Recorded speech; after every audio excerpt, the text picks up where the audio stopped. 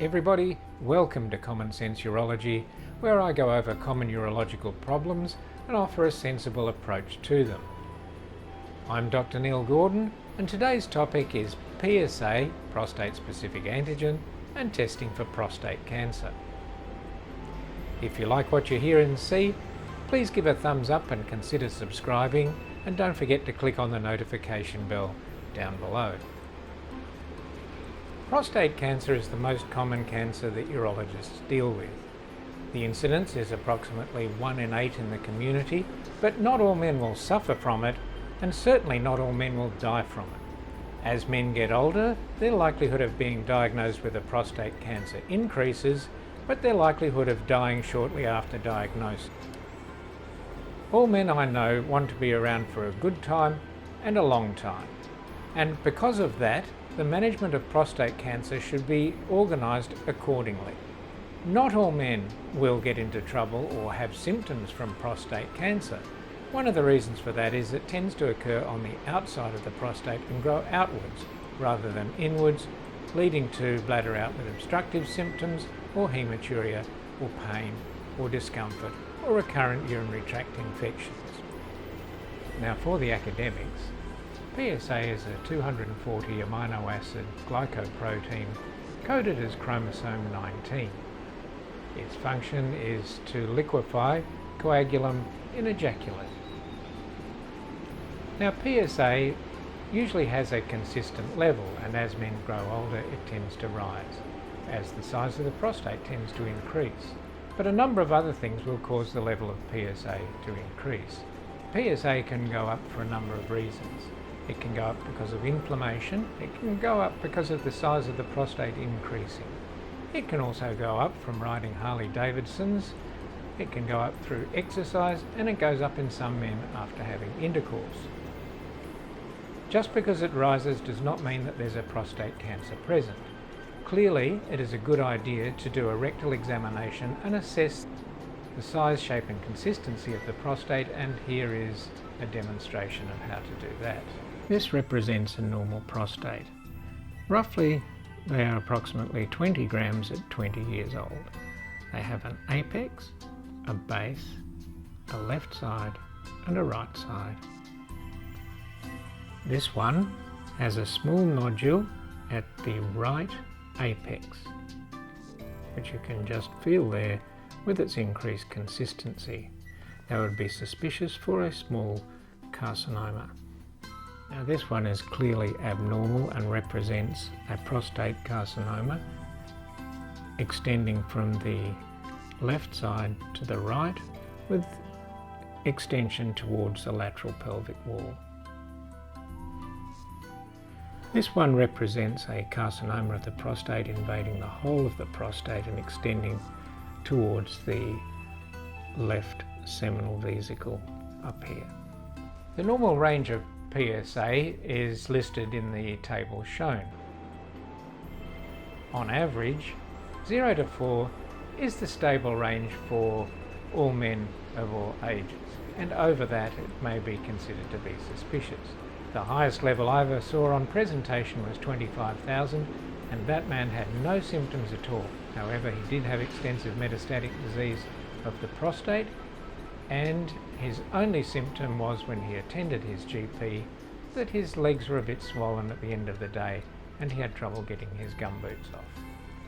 On examination he had a clearly malignant prostate, and scans showed that he had dissemination throughout his bones.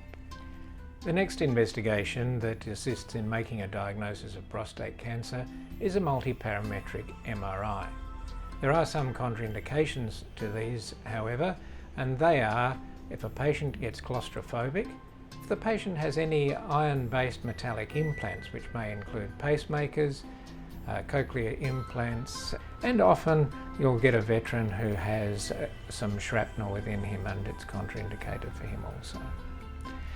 The MP-MRI is reported using the PIRAD system, And what we're looking for is the T2 weighted imaging shows the anatomy of the prostate, the size, the shape, the consistency, and differentiates between the peripheral and transitional zones. The DWI shows the movement of the water molecules, and the DCE the vascularity. The apparent diffusion coefficient, or ADC, is a number calculated and reflects the movement of water molecules. Because the ADC quantifies flow as well as distance of the water molecule travel, it also represents capillary perfusion and diffusion characteristics. The prostate is described in zones. Generally speaking, the prostate cancers are more prevalent in the peripheral zone. Transitional zone is where the BPH usually occurs. This is known as the axial view or end-on. This is the sagittal view or the view from the side. And this is the coronal view, which is the view from the front. This is T2 axial, T2 sagittal, DWI, and DCE. This is the display from the ProCAD system from UMC Nijmegen. It projects the same level of the prostate in all the different studies and allows the calculation of the ADC, or apparent diffusion coefficient, which if less than 900 is more significant of a cancerous lesion. If a suspicious lesion is seen, then a biopsy is required. This can be carried out in the doctor's surgery as a transrectal ultrasound guided biopsy, which takes approximately 10 minutes. It's a little uncomfortable, but the patients usually say they'd rather have that done than go to hospital. There is reported to be an increased incidence of bacteremia and septicemia. However, I've not experienced that with my patients. The next method is with a transperineal biopsy, which is done in an operating theatre and takes approximately 30 minutes under sedation. The grid is positioned above the ultrasound and placed against the perineum. If a suspicious lesion is seen at, say, C4, the needle can be passed through the opening at that point. Another method is the MRI guided biopsy, and that takes 30 to 40 minutes, largely because these scans have to be done between episodes of firing the needle, and they take 2 or 3 minutes each. A video of that will be shown at a later date. All biopsy needles operate in the same way. They are inserted, the tip advanced, and then the sheath slid over that to cut off the sample, and the needle then withdrawn. This needle operates exactly the same way at the press of a button. The traditional method of reporting pathology specimens of the prostate are using the Gleason scoring system. The pathologist looks for the primary tissue pattern and gives a score from 1 to 5, and then a secondary pattern which is also given a score from 1 to 5. The two are then added together and given a score out of 10. The ones that are most important are those between 7 and 10. A Gleason 6 is usually not regarded as an intermediate to high-grade prostate cancer. If the patient has a prostate cancer, then he will require staging, and that takes the form of doing various scans, including perhaps a CT scan, an MRI, a PET scan, and a bone scan. Not all of them will need to be done, but it's up to the specialist to decide which are appropriate for that particular patient and for subsequent management. Following the scans and staging, it's appropriate for the urologist to then discuss management with the patient, and management of prostate cancer will be the subject in the next episode.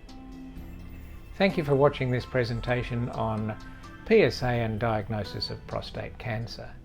If you like what you've seen and heard, please give a thumbs up and consider subscribing, and don't forget to click on the notification bell to hear of many more episodes to come. Cheerio!